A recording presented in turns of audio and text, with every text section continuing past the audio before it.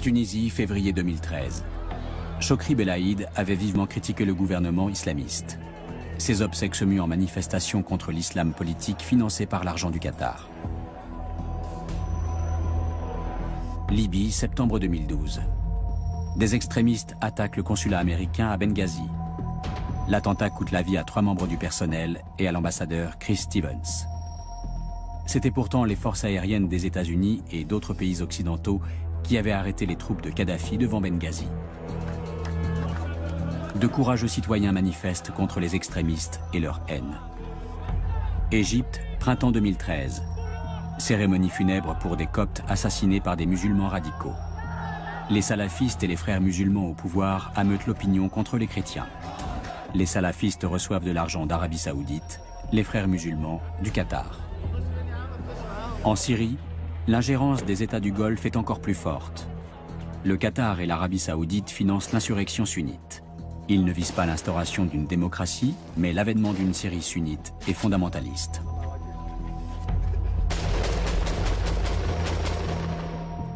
Le Qatar et l'Arabie Saoudite ont largement contribué à étouffer les aspirations démocratiques des pays du printemps arabe. Les révolutions restent inachevées, et elles peuvent même échouer comme en Syrie. Le Qatar et l'Arabie Saoudite s'y emploient activement. Leur but est de créer un axe de gouvernement prônant un islam radical pour empêcher qu'une étincelle de liberté gagne les monarchies du Golfe.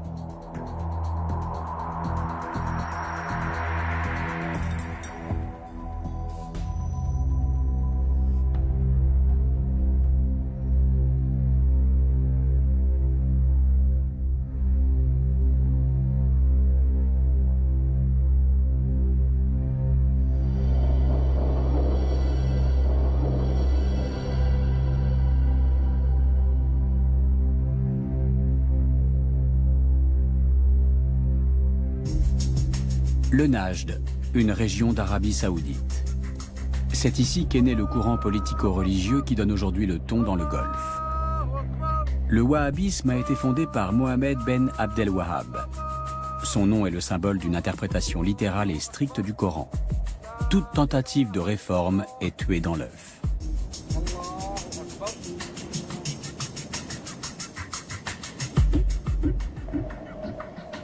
En 1932, Abdelaziz Al Saoud, associé aux Wahhabites, réunit plusieurs royaumes pour créer l'Arabie Saoudite. Le prix de cette alliance est un lien indissoluble entre religion et politique.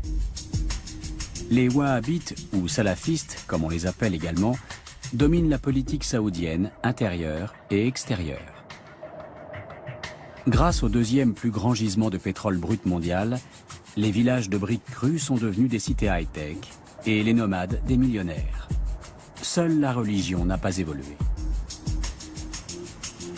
L'Arabie Saoudite n'exporte pas seulement du pétrole, mais aussi son idéologie islamiste. Ici, la modernité n'est qu'une façade. La société est conservatrice et réglementée à l'extrême. Hommes et femmes sont strictement séparés. Le cinéma et le théâtre sont interdits. La musique profane est condamnée. L'art censuré. Des sommes considérables quittent l'Arabie Saoudite en direction des pays du printemps arabe. Des hommes d'affaires soutiennent les mouvements islamistes et leurs branches terroristes de la Tunisie jusqu'en Syrie. La Maison royale finance l'opposition syrienne, mais s'immisce ailleurs en faveur des systèmes autoritaires. Car le but n'est pas de promouvoir la démocratie. Pour les États du Golfe, le fait que l'Égypte, la Tunisie, la Libye et peut-être bientôt la Syrie renversent leur régime constitue une menace. Ils ont peur qu'il se produise la même chose chez eux. En aidant les sociétés arabes à s'islamiser, ils se rendent service à eux-mêmes. Ils peuvent ainsi préserver et consolider leurs intérêts dans la région.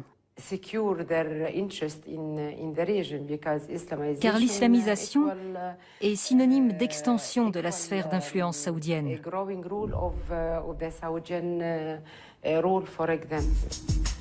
Le Qatar s'immisce lui aussi dans la refonte du monde arabe. La petite péninsule du Golfe Persique fait désormais partie des États les plus influents de la région. Après l'Iran et la Russie, le Qatar possède les plus grandes réserves mondiales de gaz. 80% de ses habitants sont des travailleurs immigrés.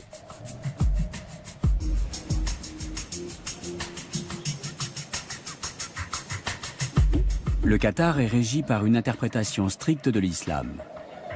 Dans les autres pays arabes, l'émirat mise sur des forces religieuses conservatrices, notamment les frères musulmans.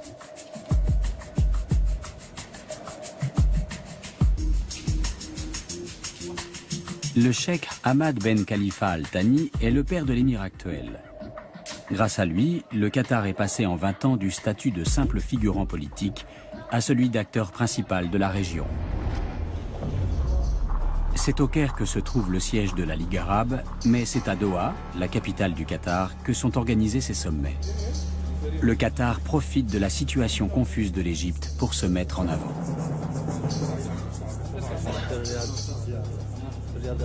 Dans le cas du Qatar, oui, effectivement, on est là encore dans des considérations qui sont probablement plus stratégiques. Les Qataris choisi de soutenir un certain nombre de forces politiques. Les frères musulmans sont la première, il y en a d'autres. Là aussi, parce qu'évidemment, ils considèrent que, là je l'ai dit, ce sont ceux qui vont devenir les vainqueurs et que, évidemment, ça leur donne une influence sur la nouvelle configuration géopolitique qui va émerger.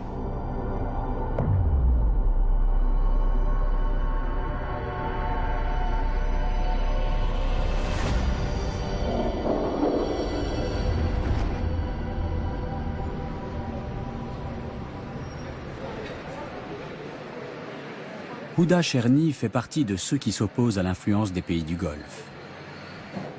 Elle est conseillère juridique d'une grande compagnie maritime, mère de famille, militante des droits des femmes, syndicaliste et soutient de la première heure de la Révolution.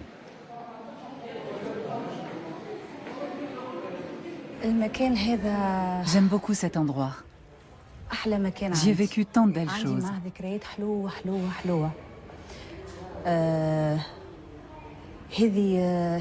Nous sommes dans les locaux de l'Union générale tunisienne du travail. C'est la plus ancienne organisation syndicale de Tunisie.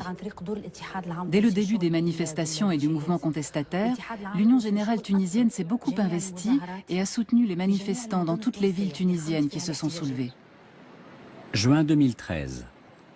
Derrière ces barbelés se trouve le ministère de l'Intérieur. Le pays est gouverné par le parti Ennahda, la branche tunisienne des frères musulmans. Lors des premières élections libres, Ennahda a remporté le pourcentage le plus élevé de voix, mais pas la majorité absolue. Pourtant, il tente aujourd'hui de transformer toute la Tunisie en une société islamiste conservatrice. Nous avions un grand rêve, celui d'une Tunisie nouvelle, d'une belle Tunisie. D'une Tunisie libre, laïque et démocratique.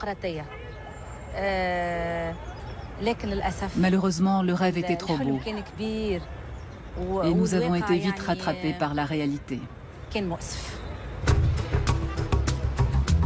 La place centrale de Tunis, rebaptisée place du 14 janvier 2011 après la Révolution. Ici, c'est encore une femme qui orchestre le bal des voitures. Les femmes de Tunisie comptent parmi les plus libres du monde arabe. Mais depuis l'arrivée au pouvoir d'Ennahda, leurs droits sont contestés et elles doivent lutter pour les préserver.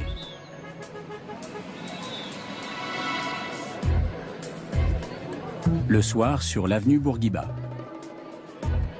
Dans les salons de thé fréquentés par la gauche et les intellectuels, on évoque toujours les mêmes sujets, les islamistes et leurs opinions réactionnaires.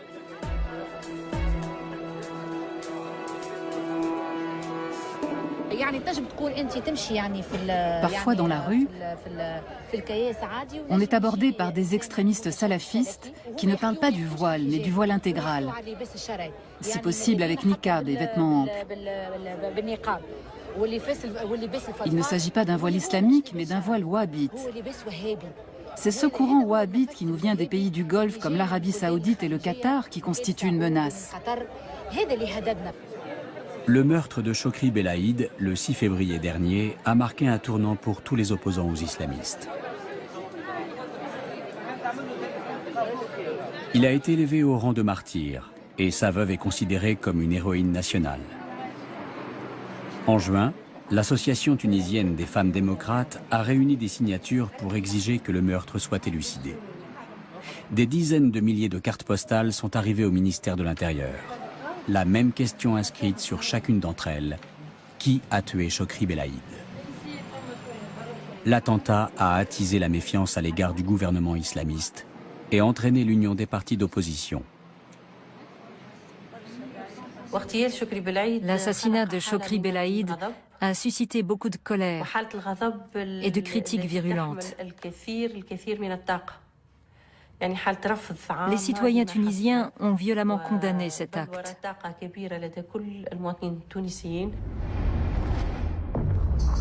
25 juillet 2013. Mohamed Brahmi, un opposant politique, est tué en pleine rue. Dès le lendemain, le ministère de l'Intérieur annonce que l'arme du crime est la même que celle qui a tué Chokri Belaïd. On accuse les salafistes. La colère des proches du défunt ne vise pas seulement les meurtriers, mais aussi le parti au pouvoir. Le jour même, les manifestants se massent devant le ministère de l'Intérieur pour réclamer la chute du système. Depuis ce meurtre, l'opposition tunisienne a repris confiance en elle. Le mouvement des patriotes démocrates de Chokri Belaïd prend officiellement position contre Ennahda et ses appuis du Golfe.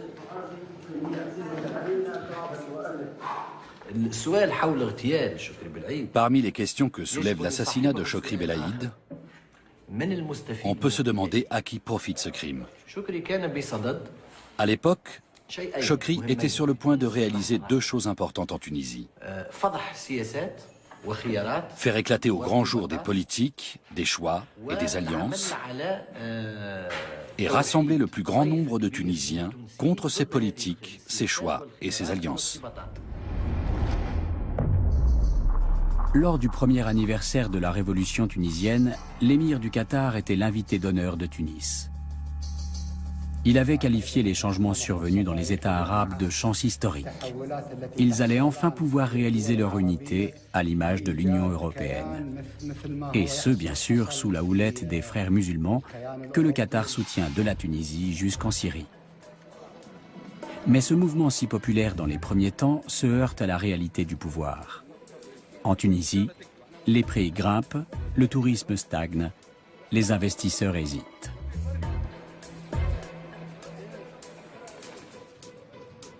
En revanche, l'islam radical prospère. Des imams venus du Golfe prêchent dans nombre de mosquées tunisiennes. Les équipes de tournage y sont ouvertement menacées. C'est dans les quartiers pauvres du pays que les salafistes recrutent des combattants pour le djihad en Syrie.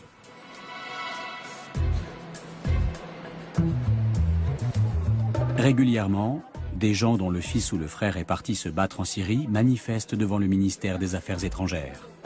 Quelques dizaines de Tunisiens sont enfermés dans les prisons de Damas. Ce n'était pas un extrémiste. Il faisait sa prière, oui. Après le travail, il allait à la mosquée puis rentrait chez lui. Il ne sortait pas ni ne fréquentait les cafés. Il a fait la connaissance sur Internet d'un Libanais dont j'ai oublié le nom. Et depuis, il n'a que le mot djihad à la bouche et il distribue des tracts. Il faudrait que le gouvernement empêche ce genre de choses. Les familles exigent du ministère des Affaires étrangères qu'il négocie le retour de leurs enfants avec le gouvernement de Bachar el-Assad.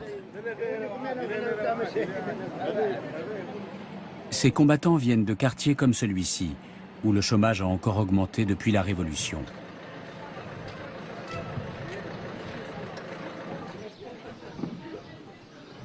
Zaleh Badrouchi s'occupe bénévolement des parents de ces combattants. Il nous conduit chez la mère de l'un d'entre eux. Son fils unique croupit depuis 6 mois dans une prison syrienne. Depuis son départ, cette veuve n'a pratiquement plus de revenus. Allah nous suffit. Il est notre meilleur garant. Que Dieu mette le gouvernement dans le droit chemin pour qu'il rouvre l'ambassade et permette à notre fils de revenir. Elle nous montre les vêtements occidentaux de Bilal, 22 ans. Il était associé dans une boutique de mode, dit-elle, et n'a jamais été religieux. Pour quelle raison est-il parti combattre en Syrie? Sa mère l'ignore. C'était la première fois qu'il allait en Turquie.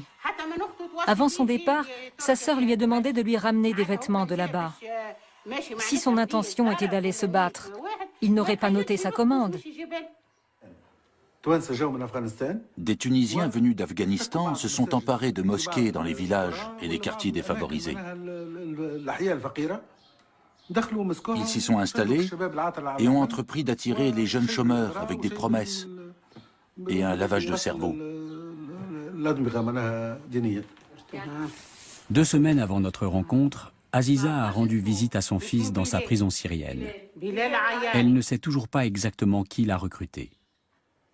Quand on voit les pays arabes qui ont fait la révolution, qui a les moyens de mobiliser un tel nombre en fait, de combattants étrangers pour partir? La Tunisie n'a pas les moyens. La Libye, elle est tellement occupée avec ses problèmes intérieurs, avec les problèmes d'armes. L'Égypte, qui a elle d'énormes problèmes, et le Yémen. Donc on ne pense qu'aux pays maintenant qui ont un intérêt à vraiment changer le régime syrien et qui appuient inconditionnellement par les médias et même politiquement de faire partir ces combattants vers la Syrie, de faire la guerre. La Tunisie est un pion dans une partie de géopolitique dont le but est de mettre la côte méditerranéenne depuis Tunis jusqu'au nord de la Syrie sous l'influence des frères musulmans. Mais la société tunisienne est l'une des plus ouvertes du monde arabe. Si l'islam wahhabite venait à s'implanter ici, les femmes seraient les premières à devoir renoncer à une grande partie de leur liberté.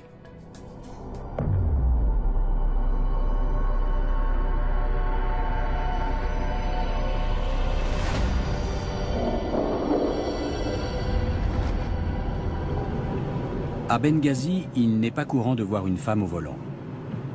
La Libye est profondément religieuse et conservatrice. Ici, le printemps arabe a rompu avec les traditions religieuses. Ce n'est pas du goût des islamistes qui convoitent le pouvoir.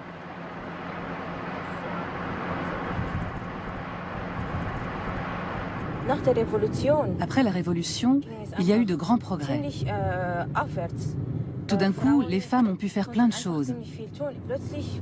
Elles pouvaient travailler, étudier, sortir, conduire une voiture. Nousiba a passé une partie de sa jeunesse en Suisse. Elle est revenue s'installer en Libye en 2008. Non seulement les femmes conduisent, mais elles ont pris des habitudes qui ne plaisent pas aux islamistes. Nousiba retrouve son amie Atika. Elles sont toutes deux militantes politiques. Elles se battent pour l'égalité des droits entre hommes et femmes et scrutent les activités des islamistes. Pour elles, la majorité des Libyens n'est pas réceptive à un islam politique radical. Le peuple libyen est très croyant. Il n'a pas envie qu'on vienne lui dire ce qu'il a le droit de faire ou non selon le Coran. Parce que les Libyens sont tous de bons musulmans et ils connaissent bien le Coran.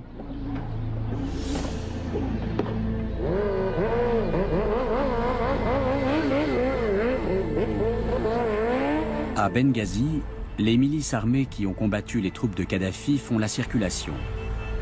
Dans le pays, elles disposent d'un pouvoir considérable. Elles comptent aussi d'innombrables extrémistes, mais leur position est fragilisée depuis qu'en septembre 2012, un groupe terroriste a attaqué l'ambassade américaine. Une vidéo blasphématoire postée sur Internet par un Américain serait à l'origine de l'attentat. Pendant des heures, l'ambassade a été la cible d'un feu nourri. Les terroristes ont tué 3 ressortissants américains. Et Chris Stevens, l'ambassadeur, est mort asphyxié. Rizik Atik était voisin de l'ambassade. Il a assisté à l'attaque, mais n'a pu aider les assiégés. Les attaquants étaient trop nombreux. Ce qui s'est passé est inacceptable. Nous avons été attristés par ce qui est arrivé, surtout pour l'ambassadeur. Il a été là pendant la Révolution. Il a vécu avec nous, avec le peuple. Cet attentat a marqué un tournant.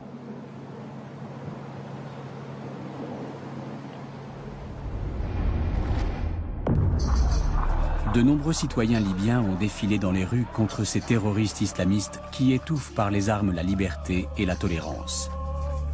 En retour, les extrémistes ont assassiné des militants qui les avaient ouvertement critiqués. Mais les habitants de Benghazi ne se sont pas laissés intimider. Ils ont manifesté de plus belle sur la promenade du bord de mer contre les islamistes radicaux. Ahmad Kouwaifi et Mouayyad Boraoui ont participé à ces marches de protestation. Ils ne critiquent pas seulement les ennemis de la démocratie, mais aussi leurs financiers. Nous remercions le Qatar pour son rôle au début de la révolution. Mais il est temps pour les enfants du pays de le reconstruire indépendamment, sans l'aide des grandes puissances de la région. Nous sommes pour le maintien des relations avec le Qatar, mais nous refusons catégoriquement son soutien aux divers courants politiques.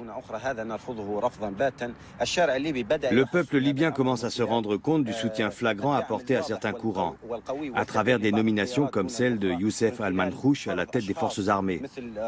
Il y a même des pressions sur le Congrès général national pour le maintenir à son poste. Les jeunes ne sont pas les seuls à se révolter contre les fanatiques religieux. La Libye est une société tribale. Pour la seule région de Benghazi, on dénombre une centaine de tribus. Leurs chefs se rencontrent régulièrement pour résoudre des problèmes politiques et sociaux. Ils forment une sorte de parlement régional. La politique à coups de kalachnikov des extrémistes est considérée comme une attaque contre l'autorité traditionnelle. Suite à l'attentat contre l'ambassade américaine, les tribus sont arrivées le jour de la libération de la Libye et ont demandé le rétablissement de la paix et de la sécurité avec l'intervention de l'armée. Celle-ci a obtenu les pleins pouvoirs et le droit de riposter face à toute menace contre la paix dans le pays et la sécurité des populations civiles et étrangères. Les sociétés étrangères, les journalistes, les diplomates, ainsi que toute personne travaillant ici seront protégés.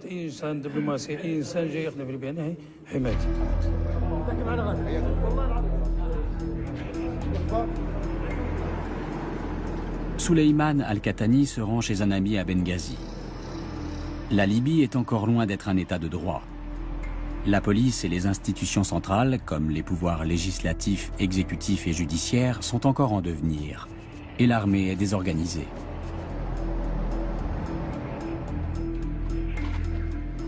Les structures tribales pourraient combler ce vide politique. Leur tradition d'apaisement permet souvent d'éviter le pire. Compte tenu de la grande quantité d'armes qui circulent dans le pays, les incidents sont étonnamment rares. Là encore, c'est grâce aux tribus. Elles observent les faits et gestes des groupuscules d'activistes politiques qui se réclament de la religion, car elles connaissent leur capacité à diviser la société et leur intention de bâtir une théocratie.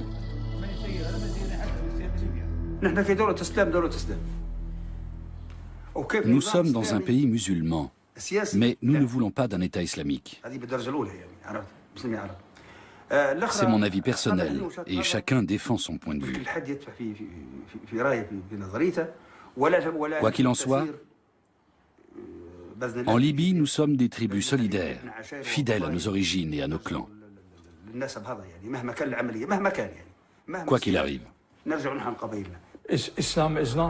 L'islam n'est pas un facteur de solidarité en Libye. Le nationalisme non plus.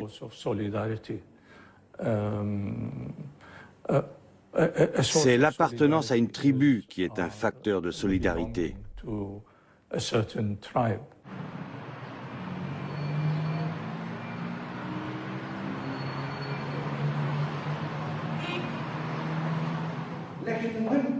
Les représentants d'un islam politique ne sont pas les seuls à avoir une position difficile en Libye. Les frères musulmans sont eux aussi en difficulté. Pilotés par leur siège égyptien, ils ont tenté sans grand succès de s'implanter dans le paysage politique. Selon les estimations, la confrérie libyenne compterait 5000 membres en Libye. Peut-être sont-ils moins nombreux encore. Leur influence politique est pratiquement insignifiante, mais leur projet est radical. Les frères musulmans veulent fusionner politique et religion, prétendument par la voie démocratique.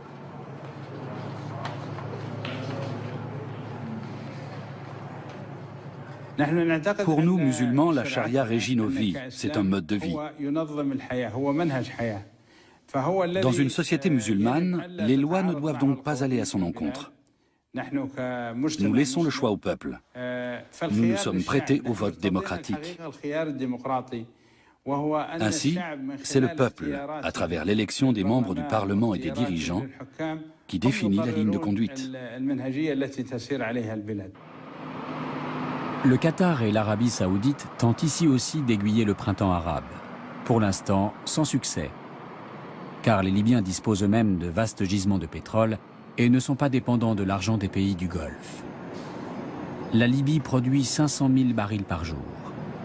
Un chiffre énorme pour une population de 6 millions d'habitants.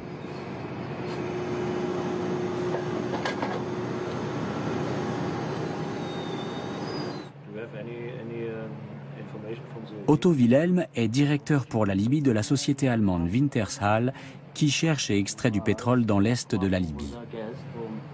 L'ère post-Kadhafi ouvre de grandes perspectives, et pas seulement du point de vue politique. La Libye est un pays encore peu exploré. Le pays a donc un énorme potentiel de découverte. Et grâce à une meilleure organisation de l'extraction, on pourrait encore augmenter le rendement. Il y a beaucoup d'avenir dans le pétrole ici. Il en va différemment des voisins de la Libye. Le Qatar et l'Arabie saoudite manipulent la vie politique tunisienne et égyptienne à coups de pétrodollars. L'Égypte est le pays arabe le plus peuplé. Avec son importance géostratégique majeure, c'est une cible capitale.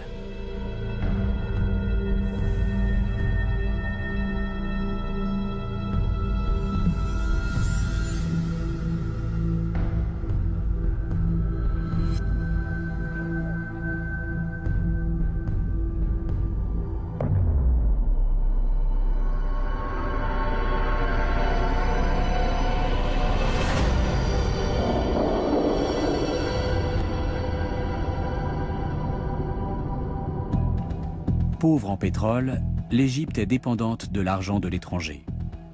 Les Qataris ont massivement investi sur le Nil. D'innombrables bâtiments ont fleuri grâce à l'argent des riches États du Golfe, générant quantité de nouveaux emplois. Début 2013, l'émir du Qatar a accordé un crédit de 18 milliards de dollars à l'Égypte.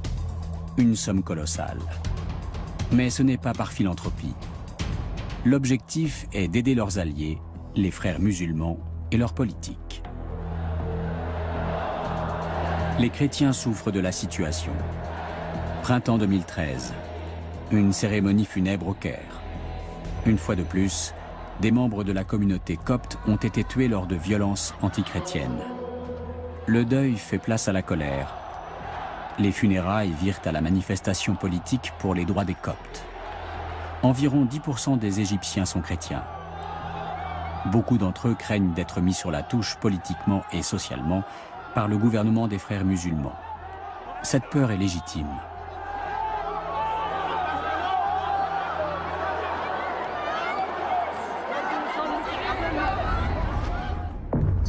En 2012, chrétiens, défenseurs des droits civiques et féministes quittent l'Assemblée constituante en signe de protestation. Ils sont aussitôt remplacés par des membres du Parti des frères musulmans. Une constitution à tendance fortement islamiste est rédigée en un temps record. Très largement contestée, cette nouvelle constitution est approuvée par seulement 21% des électeurs. Quand Mohamed Morsi devient président en juin 2012, il déclare vouloir défendre la liberté, la démocratie et les droits des minorités. Mais il ne tient pas parole.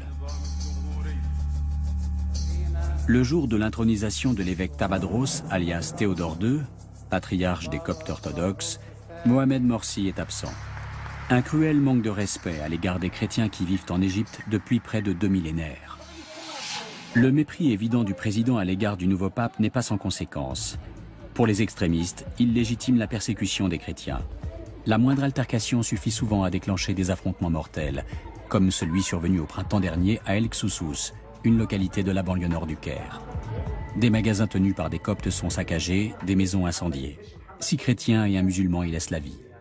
Atef Abdedrabo a assisté à ce déchaînement de violence qui n'était pas un combat de rue comme il y en a tant. Cette fois, le conflit prenait la tournure d'un pogrom. Vers 22 h, un gigantesque incendie s'est déclaré, créant des mouvements de panique. Tout le monde criait au feu. Je suis sorti au milieu de la foule et j'ai vu qu'une grande partie de la rue était en feu et que la maison de Farouk Awad avait brûlé. On jetait le mobilier brûlé par les fenêtres.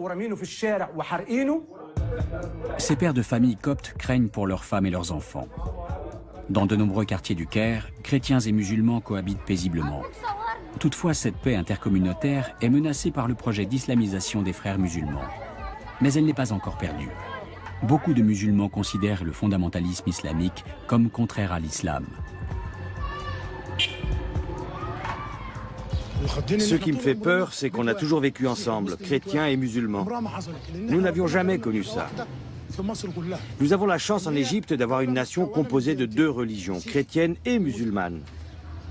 Nous avons toujours partagé nos repas et nos sorties. Tout ce qui nous différencie, c'est ce que Dieu nous interdit. C'est la seule différence. Aujourd'hui, vous avez les frères musulmans et les politiques qui se disputent le pouvoir. Et pendant ce temps, le peuple meurt de faim. On va finir par s'entretuer. Le peuple va se venger des frères musulmans et de l'opposition. Il n'épargnera personne. Nous sommes à bout. Début 2013, le président Mohamed Morsi, flairant l'inquiétude ambiante, se rend à Berlin pour rassurer l'Europe. Il affirme que l'Égypte est un pays démocratique, que la société égyptienne est une société libre et que les minorités y sont protégées. Après son rendez-vous avec la chancelière Angela Merkel, il accepte de se prêter à une interview. Werden Touristen in Ägypten in Zukunft mit einem Alkoholverbot rechnen müssen? Mohamed Morsi répond que chaque culture a ses valeurs et qu'en Allemagne aussi, il y a des règles à respecter.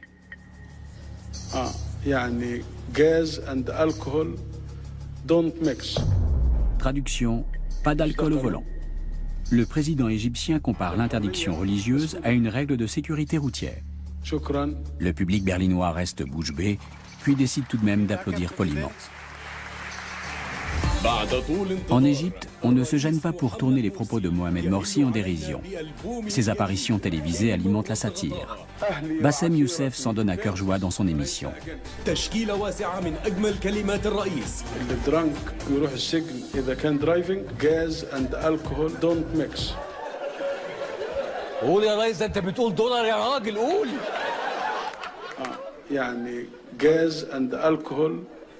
don't mix. Gas and alcohol don't mix. زي الانجليزي والعربي كده don't mix. زي الدين والسياسه don't mix. هي دي النصائح المهمه في حياه الشعوب. Du sublime au ridicule, il n'y a qu'un pas. Pour les membres du parti des frères musulmans, ce que fait Bassem Youssef est un crime de lèse-majesté. Or, la satire ne naît jamais que de la réalité. Lorsqu'il reçoit le titre de docteur honoris causa d'une université pakistanaise, le président arbore un costume pompeux qui peut facilement devenir grotesque.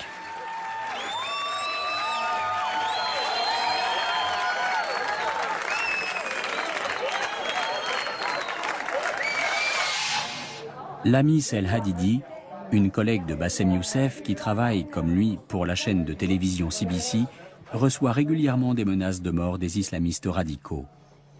C'est une femme sûre d'elle, une féministe engagée et une journaliste qui pose des questions qui dérangent.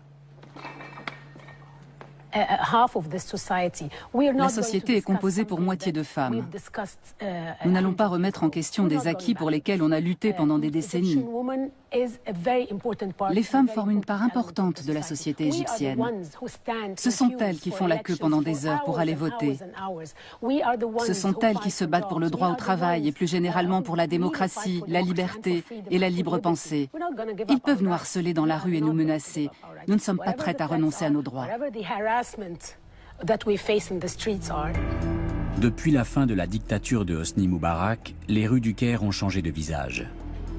Le centre culturel Saket El Sawi, par exemple, était auparavant fréquenté par des jeunes aux idées plutôt pro-occidentales. Aujourd'hui, il est investi par des salafistes. La question du jour, les droits et les libertés des régimes démocratiques sont-ils compatibles avec l'islam? Les droits des femmes constituent bien sûr l'un des points importants du débat. Un homme peut-il battre sa femme? Réponse: il ne doit pas la maltraiter, mais certains coups sont permis. S'il la bat, il ne doit pas lui briser les os, ni lui laisser des marques sur le corps. Est-ce qu'à l'étranger, les lois sur les violences faites aux femmes sont aussi précises? Bien sûr que non. Les salafistes excluent tous ceux qui ne partagent pas leur interprétation de l'islam.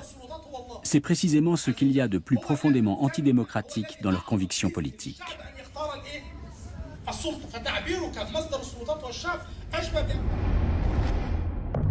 Le président Mohamed Morsi ne se démarque pas clairement des salafistes. Cet été, lors d'une rencontre réunissant les diverses tendances politiques, il a laissé un prédicateur tenir des propos haineux et même proférer des menaces contre les chiites sans intervenir. Or, les attaques verbales sont souvent suivies de faits. Le moindre prétexte est bon pour passer à l'acte. Parfois, une simple rumeur suffit. Un jour, des voisins malveillants font incursion dans une maison où des chiites se réunissent pour prier. Un autre jour, 4 chiites se font tuer dans la rue, victimes d'un accès de folie meurtrière.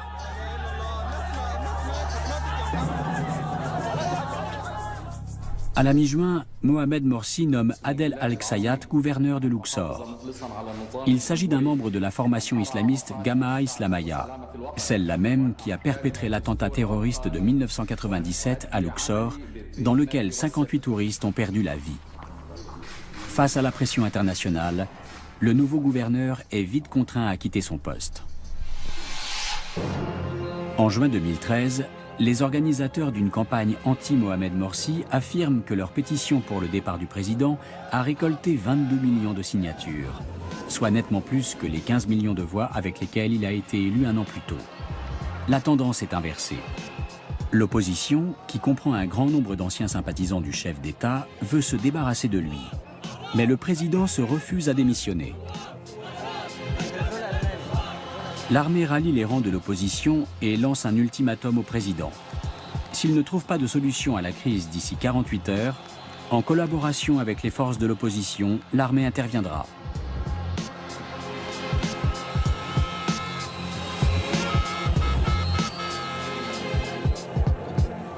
Mais Mohamed Morsi persiste et signe.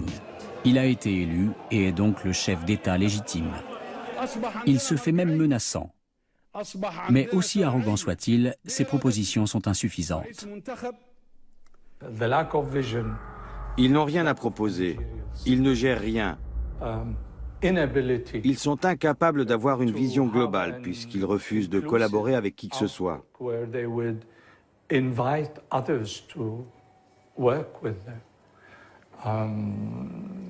C'est fatal. C'est une attitude autodestructrice. Ils sont en train de s'autodétruire. Mohamed Morsi est renversé par les militaires. Je suis folle de joie. C'est un jour de fête. C'est comme si notre pays était occupé et venait d'être libéré. On est très heureux. Les frères musulmans perdent le pouvoir. Et leur plus grand allié et créancier, le Qatar, perd lui aussi beaucoup de son influence politique en Égypte. Les cartes sont redistribuées. Le chef de l'armée, Abdel Fattah al-Sisi, se voit immédiatement proposer l'aide d'un autre important tireur de ficelles, l'Arabie saoudite, sous la forme d'un prêt de 5 milliards de dollars. La maison royale saoudienne, qui se méfie depuis toujours des frères musulmans, voit en l'armée une planche de salut. Tant qu'elle aura le dernier mot en Égypte, il ne pourra pas y régner de véritable démocratie, laquelle, en se répandant dans le reste du monde arabe, risquerait d'ébranler son pouvoir. Amère déconfiture pour les frères musulmans. Fondée en 1928, l'association doit attendre 84 ans pour remporter les premières élections présidentielles libres de 2012 et se faire voler sa victoire un an plus tard. C'est la plus grande défaite de l'histoire de la confrérie.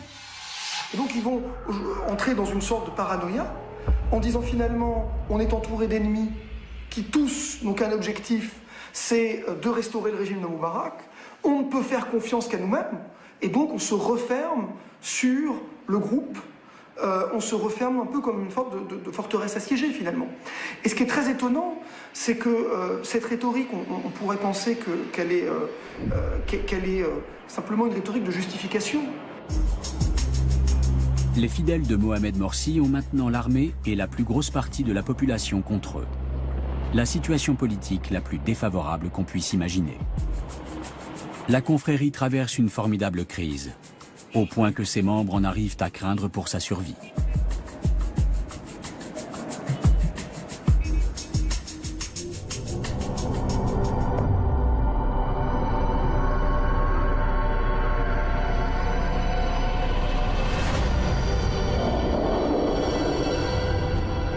Gaza. Il n'y a guère de ville au monde où autant de personnes sont concentrées dans un espace aussi restreint. Depuis 2007, le Hamas règne ici en maître. C'est à cause de l'islamisme forcené de cette branche palestinienne des frères musulmans que la bande de Gaza fait l'objet d'un blocus international. Elle ne peut plus exporter, et ne pouvant importer que de façon extrêmement limitée, elle fait venir la plupart des marchandises d'Égypte par des tunnels de contrebande. Les camps de réfugiés n'ont toujours pas disparu de Gaza. C'est dans des quartiers surpeuplés comme celui-ci que s'entassent tous ceux qui ont fui des lieux aujourd'hui situés sur le territoire d'Israël. Le chômage sévit encore plus ici que dans les villes. Les 1,7 million d'habitants de la bande de Gaza ne survivent que grâce aux aides de la communauté internationale.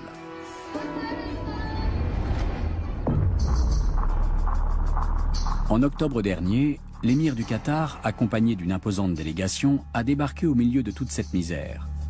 Il est le premier chef d'État à rendre visite au plus haut responsable du Hamas à Gaza, Ismaël Haniyeh. Un triomphe pour les islamistes, victimes depuis 5 ans de l'isolement diplomatique imposé par la communauté internationale. L'émir n'est pas venu les mains vides. Le Qatar veut investir plus de 400 millions de dollars à Gaza pour construire des infrastructures, des logements et un hôpital spécialisé dans les prothèses.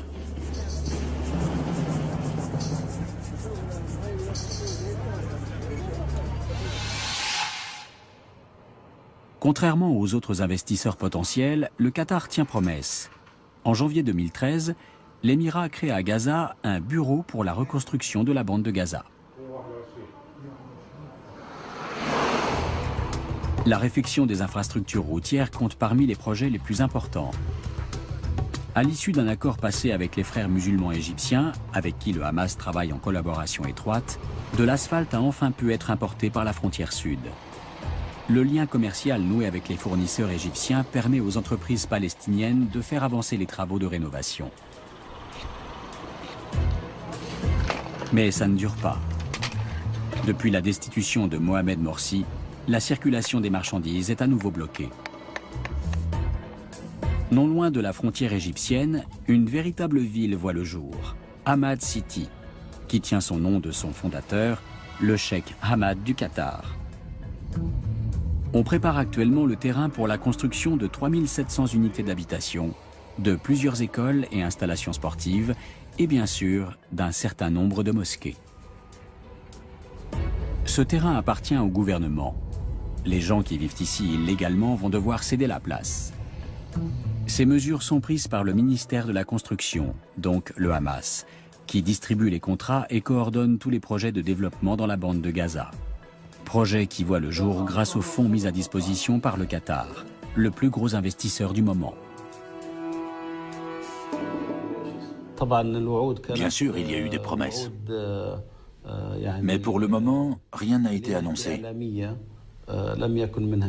L'importation des matériaux de construction n'est toujours pas autorisée. De ce fait, depuis 2 ans, c'est grâce à un programme du Conseil de coopération des États arabes du Golfe avec la Banque islamique de développement de Jeddah qu'on a pu entamer la reconstruction de Gaza. Mais l'argent du Golfe ne coule jamais à flot sans véhiculer avec lui une bonne dose d'idéologie. Les barbes hirsutes à la mode islamiste sont en vogue à Gaza. Aux grandes dames des barbiers, de moins en moins d'hommes se font raser.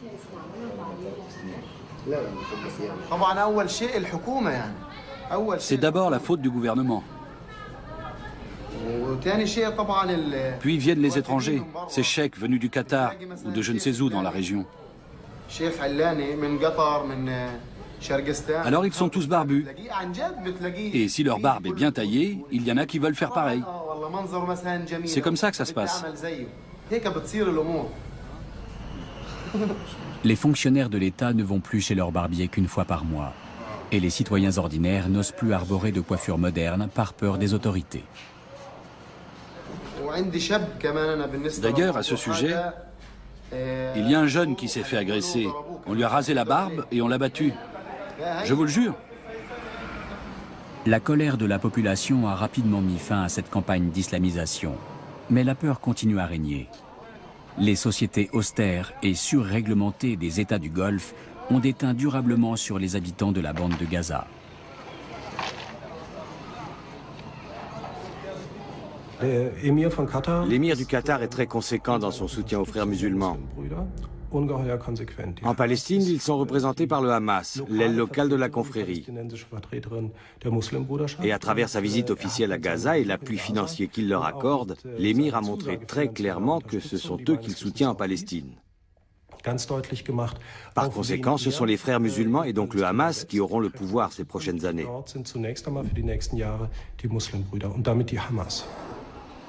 Toutefois, des mouvements de résistance apparaissent, en particulier au sein de la population féminine. Où en sont les femmes après les printemps arabes? Tel est le thème de cette conférence tenue à Gaza en juin dernier. Les intervenantes, tunisiennes, égyptiennes et yéménites, reprochent aux islamistes d'adopter une attitude discriminante envers les femmes avec l'appui des pétromonarchies. Dans les projets de développement, il y a une ingérence de la part des pays du Golfe, que ce soit le Qatar, les Émirats arabes unis ou le Koweït, à travers des associations islamiques qui investissent en Palestine, et en particulier dans la bande de Gaza, dans l'intérêt du pouvoir en place. Ainsi, le pouvoir sera sous l'influence de leur idéologie et de leurs convictions, dont fait partie la question des droits des femmes. Les femmes ont un niveau d'érudition plus élevé à Gaza qu'en Égypte ou en Libye. Mais ici, elles sont victimes d'un double enfermement, car elles vivent à la fois au sein d'une société très conservatrice et dans un territoire étroitement replié sur lui-même. En fournissant au Hamas des aides au développement dont Gaza a un besoin urgent, le Qatar se fait un allié supplémentaire qui vient renforcer l'influence géopolitique des puissances sunnites du Golfe aux dépens de leurs rivales chiites, Téhéran et Damas.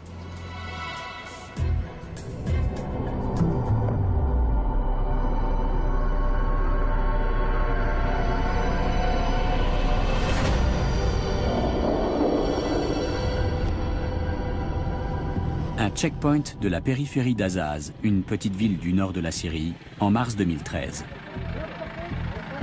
Le cheikh Youssef Assaoui fait contrôler tous ceux qui cherchent à entrer dans Azaz.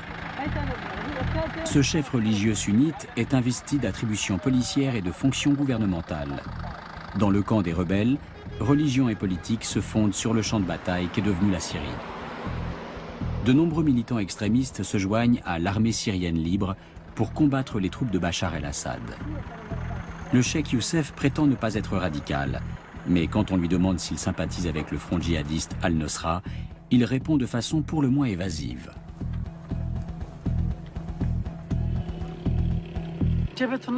Le front Al-Nosra est formé essentiellement de civils.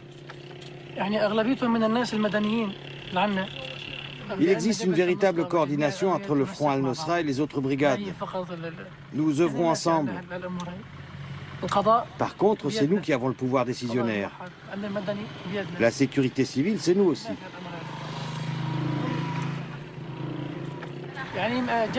Le front Al-Nosra est une brigade comme une autre, ils n'ont ni pouvoir ni armée.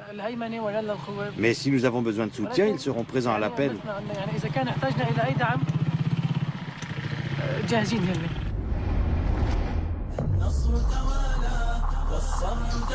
Al-Nosra n'est pas un mouvement comme les autres. Il est affilié à Al-Qaïda. Ses chefs ont combattu en Irak aux côtés du terroriste Abu Musab al-Zarqawi, connu pour être un tueur sanguinaire. Al-Nosra est donc un front extrêmement brutal qui considère tout individu non sunnite comme un ennemi.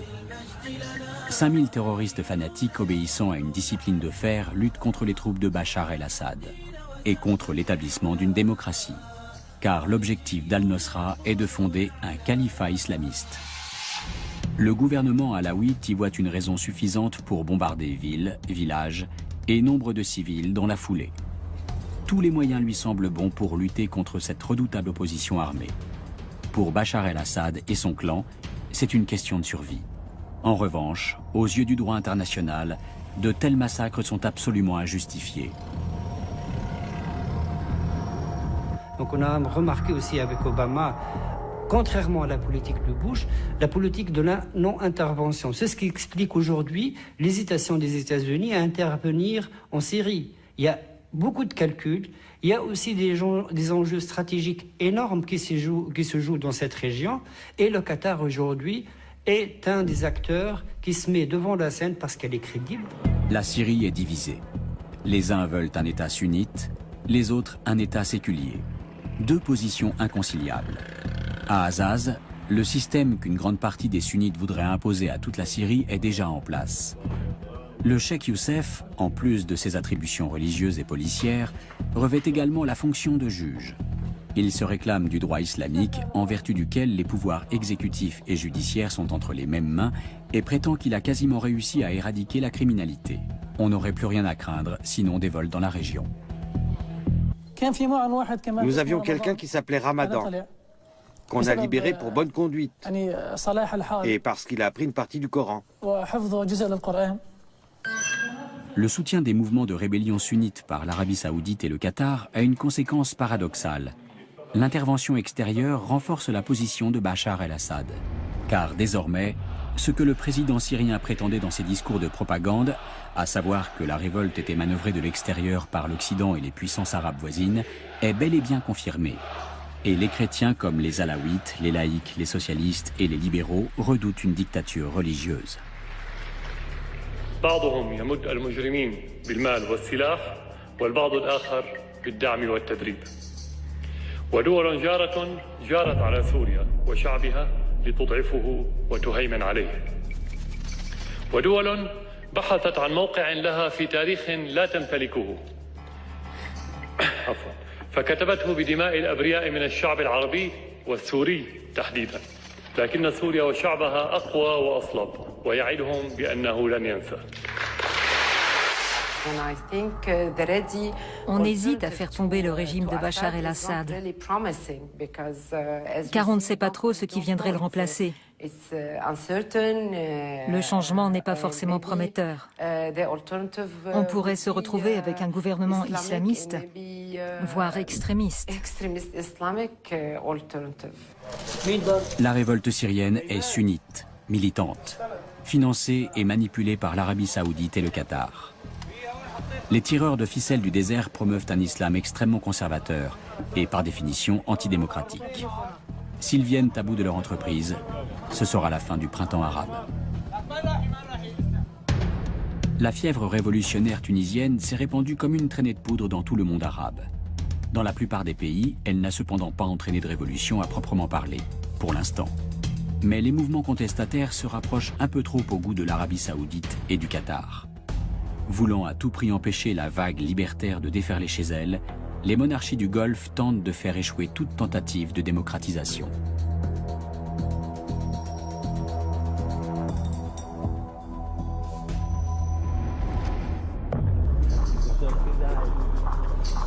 En juin 2013, l'émir du Qatar transmet les rênes du pouvoir à son fils.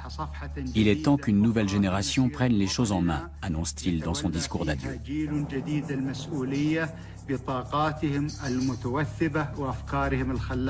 Un geste plutôt surprenant de la part d'un homme qui a activement contribué à la destitution d'autres chefs d'État arabes. Mais l'étonnement est de courte durée. Le nouvel émir, Tamim Ben Hamad, poursuit ni plus ni moins la politique de son père. Ce transfert de pouvoir est bien sûr filmé par les caméras d'Al Jazeera. Cette chaîne d'information qatari est l'un des plus importants médias d'information du monde arabe et un instrument de propagande directe de l'émir. Car Al Jazeera ne se pose pas en simple observateur du printemps arabe. Elle prend clairement position. Un certain nombre de journalistes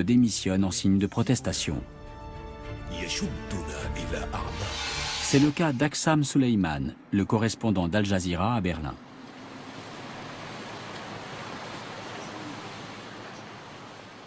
Al Jazeera n'était pas du côté du peuple.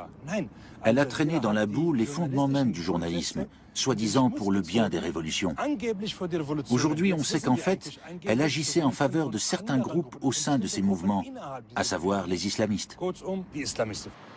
Pour Aksam Souleyman, l'attitude d'Al Jazeera vis-à-vis du printemps arabe a fait perdre sa crédibilité à la chaîne et à son principal créancier, le Qatar. Si l'Émirat soutient les mouvements révolutionnaires arabes, c'est pour mieux renforcer sa propre position géopolitique. Et s'il a misé jusque-là sur les frères musulmans, c'est parce qu'ils étaient partout les grands gagnants. Il est clair que les frères musulmans sont les grands profiteurs de la révolution de 2011. Mais ce qu'on ne sait pas, c'est s'ils seront à la hauteur des défis que ces pays vont devoir relever. La stratégie qui consiste à miser sur les frères musulmans est donc assez incertaine. Je pourrais poser la question inverse. Si par exemple le printemps arabe avait amené des forces libérales au pouvoir, est-ce que les monarchies du Golfe les auraient soutenues de la même façon? Bien sûr que non.